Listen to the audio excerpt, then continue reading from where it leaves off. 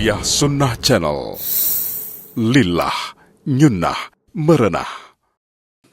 Kalau Allah mencintai seorang hamba, Allah ingin agar si hamba itu bersih dari dosa. Ditunggu tobat? Tidak. Atau ada tobat kurang berkualitas.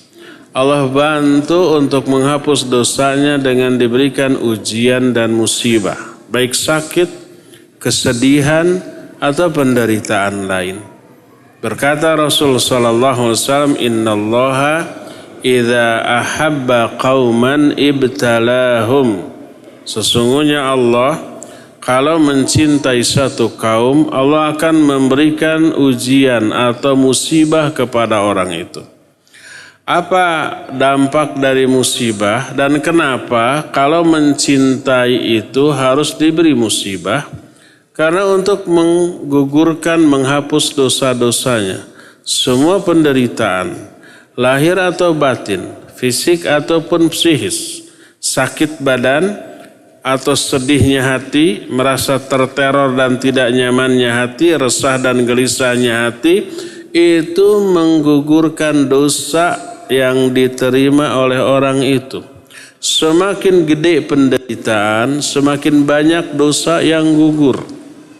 Oleh karena itulah, pernah dan sering saya ungkapkan, ketika seorang sahabat mendengar Nabi SAW menyatakan tidak ada yang menimpa seorang muslim, baik itu penyakit, kelelahan, kesedihan, resah dan gelisah, kecuali Allah akan menggugurkan dosa orang-orang itu.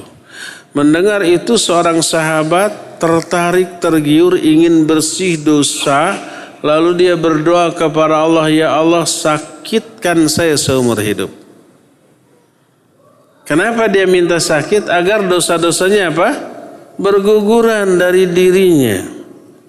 Tapi jangan sampai sakit saya ini menghalangi saya dari 3 hal. Dari sholat berjamaah, dari haji, dan dari jihad. Sejak saat itu badannya panas sampai matinya. Ya, kenapa? Karena dia tergiur dengan keuntungan dari sakit. Berupa berguguran dosa, berupa dapat pahala dari kesabaran. Asal sabar, jangan banyak mengeluh. Jangan banyak merintih atas sakit yang dideritanya. Apalagi umpamanya suudzon kepada Allah dan menyalahkan Allah. Ya Allah, kenapa orang kafir, orang yang durhaka tidak ibadah sehat-sehat saja, saya yang suka ibadah kok diberi sakit? Nggak boleh suudzon begitu. Sakit itu kasih sayang Allah. Dengan sakit dosa gugur. Orang yang sehat dengan sehatnya dia wajib ibadah, wajib ikhtiar, ternyata tidak, itu nambah dosa. Sehatnya lebih banyak nambah dosa. Kalau sakit jelas mengurangi dosa, menggugurkan dosa, meraih pahala kesabaran. Selain itu doanya dikabul, didengar oleh Allah Azza wa Jalla. Maka dalam sakit perbanyaklah doa, perbanyaklah zikir, perbanyaklah optimisme, sabar, jangan mengeluh, jangan merintih, jangan suudzon kepada Allah. Maka itu baik sampai Allah memandang kita sudah layak untuk diberi kesembuhan dari rasa sakit kita. Ya. Boleh nggak kita ikhtiar berdoa untuk sembuh dan ikhtiar untuk sembuh? Boleh. Nabi SAW memerintahkan, tadawau fa inna likulli da'in dawa. Berobatlah kalian, karena setiap penyakit itu pasti ada obatnya. Beliau memerintahkan untuk berobat. Silakan ikhtiar, berobat dengan cara ikhtiar yang dibolehkan oleh syariat. Hindari pengobatan yang dilarang oleh syariat. Jangan pergi ke dukun yang sekarang disebut dengan sebutan orang pintar walaupun tak bergelar gitu ya. Jangan sampai datang ke tukang ramal, tukang dukun yang seperti itu. Datanglah ke dokter.